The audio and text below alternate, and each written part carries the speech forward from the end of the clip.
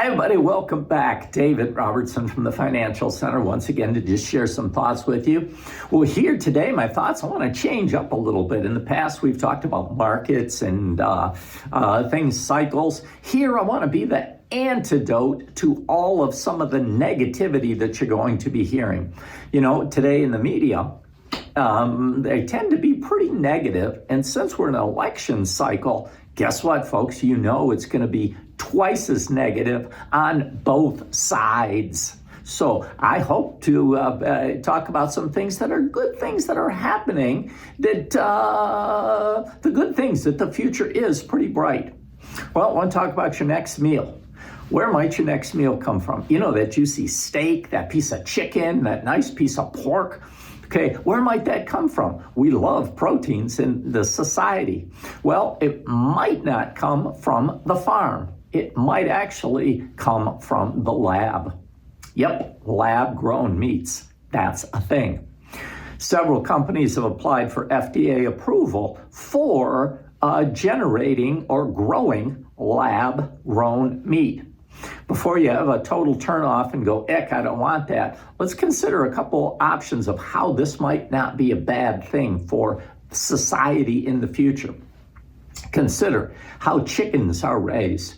Chickens, they're in the chicken coop, they're jammed into a little coop, they're force-fed a bunch of food, and they get fattened up, and they mature in half the time they normally would. Then they're taken, they're slaughtered, they're shipped off, and the leftovers, the beaks, the feet, are left to be dealt with. Okay, and they get to the market. Beef, cows, similar.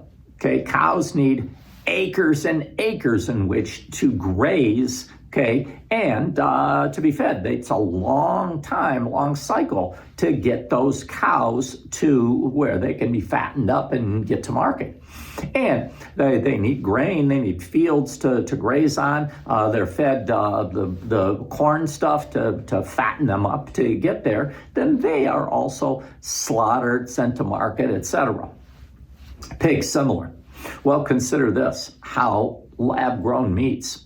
Lab-grown meats, not those meats that we had a few years ago that were vegetable-based. These are actual meat proteins that are grown in a laboratory from stem cells from the actual animals. Wow. Okay, they require square meters as opposed to square miles and square acres. How do they taste? Don't know. I haven't had any yet. However, I did read a review of an individual who ate some of the chicken. And in his review, he said the chicken was moist, it was tender, it was juicy, and it tasted like chicken. I'll hold off on that, but this is happening, may happen much faster than we think. What are the benefits for humanity and for society? Think of how this could be used. This could be used for emergency food supplies for astronauts in space. What about to help solve some of the hunger problems that we have today? Wow, this is not a bad thing. It's a good thing. Folks, hopefully this piques your interest a little bit, and I didn't want to gross you out. But this is happening not tomorrow, but it's happening faster than you think. And the future is much brighter than everyone thinks.